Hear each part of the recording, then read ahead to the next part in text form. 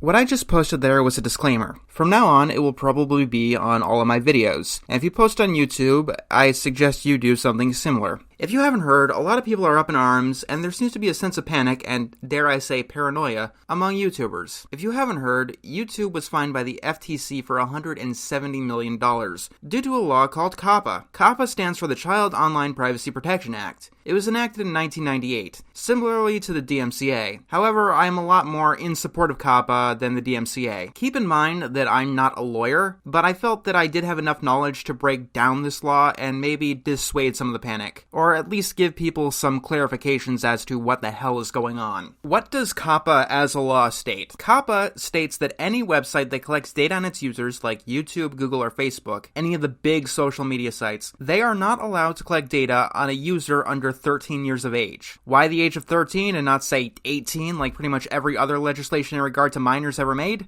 I don't know. Ask the federal trade commissions. If I would have to guess, since the teenagers were already a pretty sizable population of the internet in 1998, I can't really think of another reason. This is why pretty much every social media site requires its users to be at least 13 years of age in order to join it. It's pretty much the same on all of them. This even includes YouTube. If you are using YouTube in any of its forms and you are under the age of 13, you should not be. You should not be watching this video. This isn't me trying to be a buzzkill, this is for your own protection. Social media websites like YouTube collect a lot of data. This is some of the most invasive kind of data mining that you will ever encounter in your entire life. More than what the federal government does. More than what the federal government legally can do. Websites like these can know your home address, your gender, your sexuality, your marital status, everything, even if you don't directly tell them. Certain people in certain groups have certain hobbies and interests, and these companies have algorithms and computers that make these connections to figure out who you are. What these are usually used for is very specific targeted advertising. And in the United States, we have very harsh rules about advertising to children. Children below a certain age have a difficult time distinguishing between what's an advertisement and what's not. So let me get this out of the way immediately. Something that I have to go against the tide on. COPPA, the Child Online Privacy Protection Act, is a good thing and should not be protested. It has a very important purpose in the internet ecosystem. This law, which many people are trying to protest, protects children from being preyed on by corporations. These are protections that are not afforded to adults. These protections probably will not be afforded to adults because most of these websites' sole method of making money is through very targeted advertising. It's the main thing that Facebook does to make money, for instance. This can and does lead to problems that I don't have too much time to get into here, but for a few examples. On Facebook, knowing this kind of information about people has led them to advertise to people of only a specific type of race. This allowed housing companies to do a practice known as blockbusting, which is something that's been illegal for decades. It allowed companies to give certain people political propaganda to sway elections. And these companies do have the power to tell those around you that you're gay or pregnant before you even know that you are, based on something as simple as your buying habits. Like I said, most social media websites at least require you to be 13 years of age to legally use them. This is solely due to COPPA. However, there is one of these social media companies that's found the law to be a mere suggestion, and that was YouTube. YouTube broke the law. This is a statement of fact. It is not my opinion, and they've done it in more than a few ways. First of all, they created the YouTube Kids app. Making a website for kids is a giant difficulty in terms of social media. Most websites, even the most power or money hungry, do not attempt this because of how easy it is for them to screw up. The only websites that do try to go for kids tend to be educational websites that are very tightly controlled. Meanwhile, even on YouTube Kids, anyone can upload whatever they want, and their algorithm of what they determine is restricted or not can be very scattershot. These are the terms and conditions for YouTube Kids. Do you notice something here? Do you really think that any child under the age of 13 is going to be able to parse this? Remember, this app is specifically for users under the age of 13. On December 10th, they're going to change it up to be a little bit cleaner, let's say. According to this, though, even after being sued by the FTC, they are still collecting data on users under the age of 13. They get around this with the loophole that to use YouTube Kids, kids technically need their parents' permission, which sounds like a step in the wrong direction, doesn't it? But let's pretend for a second that YouTube Kids is totally kosher. It's just a video hosting site that doesn't collect any data whatsoever. The problem, of course, is that YouTube has been making the main platform much more appealing to kids. Accidentally or on purpose, I don't know.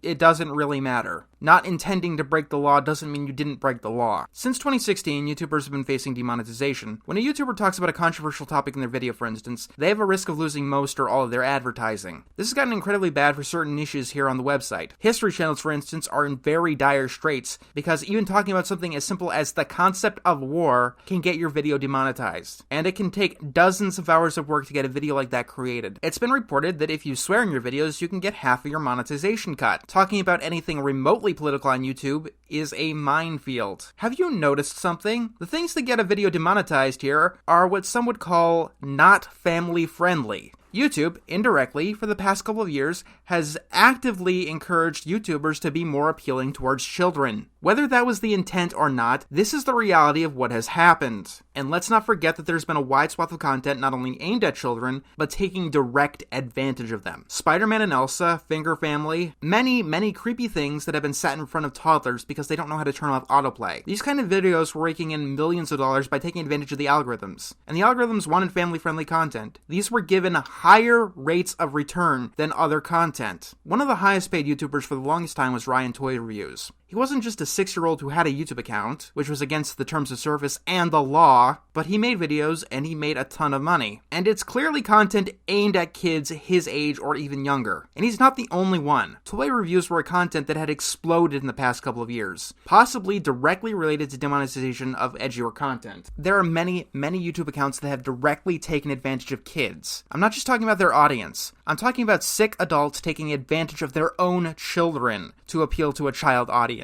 Sometimes it was outright abuse on camera. Sometimes it was abuse behind the camera while showing a bright and vibrant facade. It is incredibly unlikely that YouTube did not know about this. While they did, nothing. As I stated, Ryan Toy Reviews was one of the highest paid YouTubers on the website. This is something that might not only violated COPPA, but possibly violated child labor laws. I'm sure that his parents were probably getting the money in Esker, and probably technically owned the channel. This kind of behavior is predatory on the face of it. In terms of Hollywood child actors, our closest comparison here, they have things called Coogan laws, in which the child actor gets to see at least a portion of their income. However, because the internet is so new, we do not have laws like this. And because a parent legally has to own both the AdSense account and the YouTube account, they legally get all of the money, and the child doesn't have to see a dime of it. Legally, every channel that has done sadistic pranks on their kids or starved them in some way to make some of that YouTube ad revenue legally owns all of the money that came through that particular channel. This is what happens when big social media websites like YouTube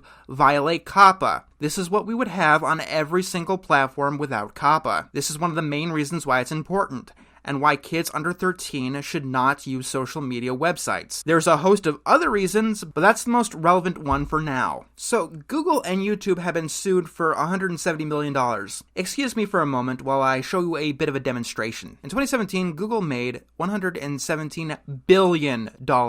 Google literally earns the amount of money they were sued for in 14 hours. This is no exaggeration. This is taking a sick day from work for them. Meanwhile, they have been progressively breaking the law for years. You know all those demonetized videos? You know, the ones talking about political opinions that Google doesn't have, or news that wasn't from CNN, or the ones that swore a little bit too much? Despite demonetizing those videos, the ads were not cut. YouTube collected the ad revenue, and they passed the savings on to you. I honestly have no idea why I'm outraged or surprised or anything at all that has happened during this lawsuit. Because it's clear. This has happened time and time again, and it's going to keep happening. YouTube has passed the buck on to YouTubers. Let me state, for a reminder as to what COPPA says. It says that websites or persons that collect personal information cannot do so on users younger than 13 years of age. As far as I know, I haven't come across any YouTubers attempting to geolocate their audience. Even if a YouTuber wanted to do that, wanted to get all the personal information of their audience. YouTube is a website, in theory, that you need to be at least 13 years of age to use. If a YouTuber has only been posting on YouTube or other social media websites, then chances are that they have not been in violation of COPPA. A lot of people are really panicking at the moment, stating that they're really afraid of getting sued. And I can understand why. A lot of this has been going on behind closed doors. And YouTube is, as always, vague. People are worried about getting a $42,000 fine, which,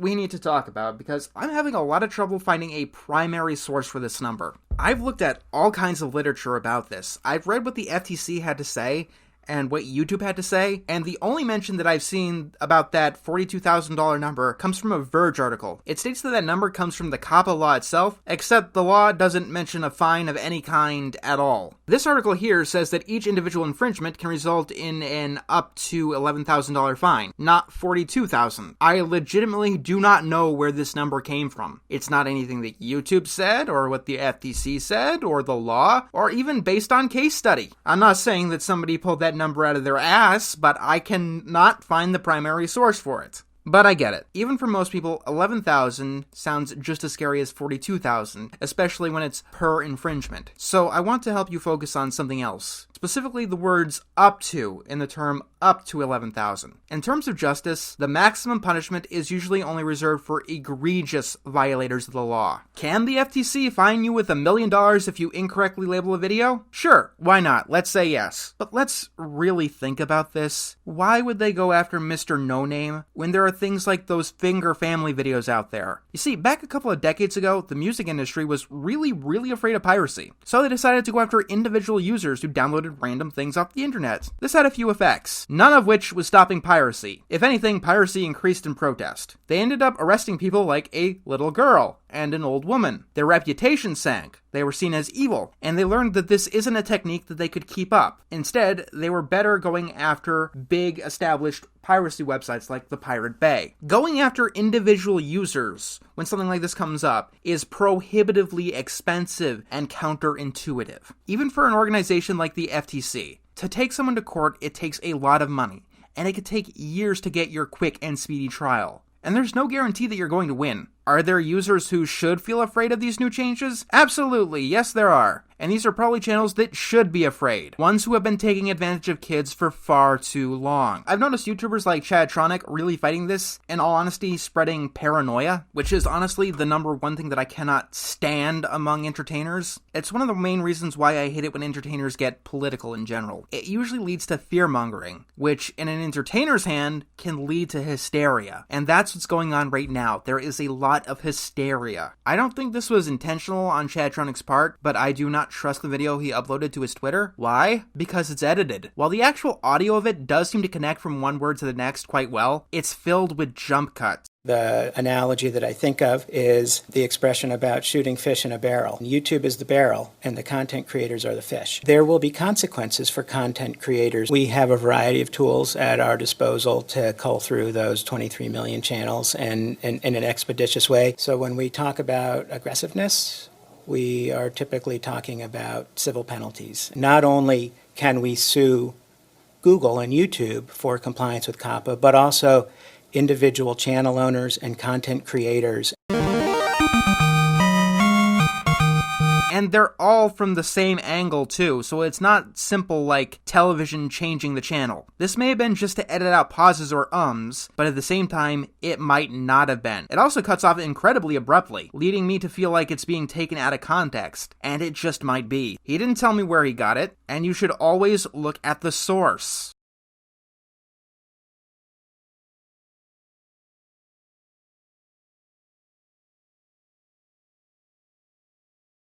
However, I'm not going to mince words here. I am not happy with the new terms changes. I am not happy with how this has all turned out. I'm not happy because the actual culprit is getting off practically scot-free. Hello, YouTube! It's been so long since I've done your Technocracy episode, and yet you keep fucking shit up. That's what you do. That's all you do. Every week, it seems like we've gotten a new controversy with you. It's astounding. Really. I have never seen a company mess up as much as YouTube has. YouTube, you know that COPPA shouldn't really apply to general users of your platform, right? And yet, as a part of your settlement, you said that the FTC can sue individual users. That sounds strange, giving the law the ability something that it doesn't have. And not as strange, though, as you saying that you do not have the legal knowledge or advice to determine if a video is kid-friendly or not. And yet you've been going through the backlogs of people's videos, determining which videos are kid-friendly or not. and not even giving them an email about it. You gave this YouTube message on Twitter, but not on YouTube. Then after that, you said that we're on our own to figure out if our videos were kid-friendly or not. But you said that you're using machine learning to tell you if the video is child-friendly and if we've been mislabeling or not, and you're not going to allow us to dispute that.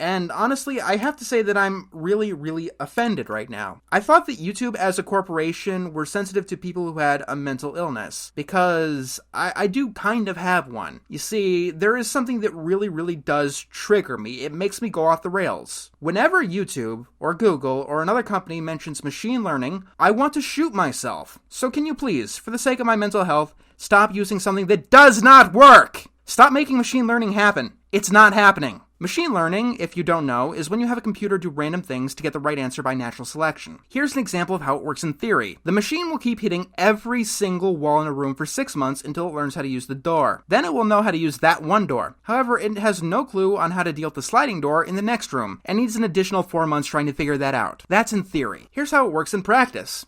A bunch of people make homophobic videos on YouTube. The algorithms correctly detect that and demonetize that and demote that. But then, these algorithms associate talking about LGBT topics in general with being wrong and offensive. And then when they get reviewed, they get reviewed by a moderator in a country where being gay is illegal or frowned upon. And the taboo of the topic gets stronger and stronger, and more LGBT people keep getting demonetized. And then YouTube gets sued for LGBT discrimination. Which, yes, they are getting sued for that too. Which I also support, by the way. Under the FTC lawsuit, YouTube has gotten the FTC to declare that Fortnite and Minecraft were not child-focused. Why do we even have organizations like these? When the FCC thinks that it's great to throw away net neutrality, and the FTC allows actual criminals to pass along the consequences to those that it hurt. Maybe that's why I'm angry, because this is legitimately the worst thing that YouTube has ever done. This isn't just some small mistake, or miscommunication, or miscalculation, or not listening to their user base. This can only be described as sacrificing those who propped you up, not for survival, which would at least be understandable, but to protect the methods that you use to break and circumvent the law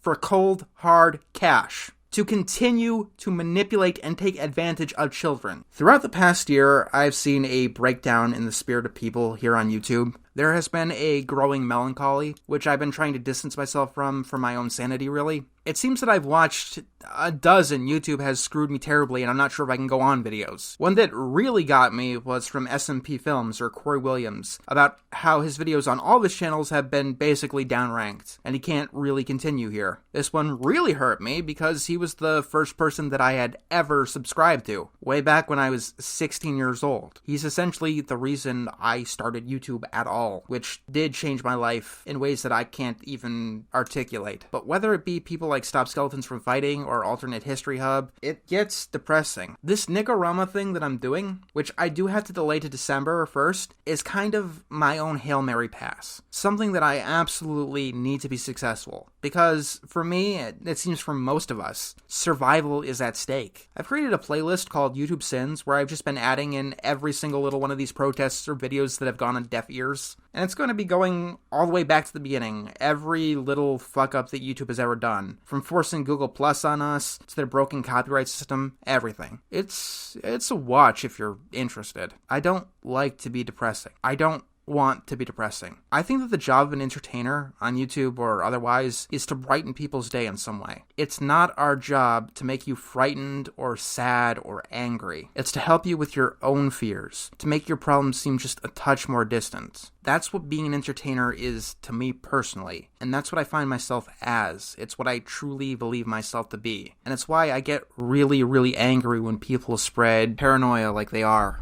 And like they have been for the past few years. So I do want to say, no matter what happens, I am sticking around. I have been through worse, and I do think that we can survive this. We might not be on YouTube specifically, maybe not in a few years, but I will find a way to do something. A lot of people do wonder if this, not specifically this COPPA thing, just any sort of recent change is going to be the end of YouTube, the end of it all. And this has kind of waned because here on YouTube, we all seem to agree that this is the end of YouTube. It's not just the end of YouTube, it's been the end of YouTube for quite some time now. The apocalypse isn't one event. It's a long series of things slowly dying out. I mean, technically speaking, MySpace still exists. You can go there, you can start up a web page there. It still exists, but it doesn't really. If you are a content creator, remember to persevere. If you have any audience at all, even if it's 3 people, you are important to someone else, and that should be important to you. My favorite song of all time is Owl City's This Isn't the End, which is one of the most un-Owl City songs that I've ever heard. But one of the most poignant lyrics of the song is that you fight to survive because you've made it this far. And that kind of thought has kept me going throughout quite a lot of the hardships in my life. You can't give up. You can never give up. You don't want to make everything that you've ever gone through pointless. You need to keep trying. I know that it's hard, but you have to tell yourself that whatever comes next, it's not the end.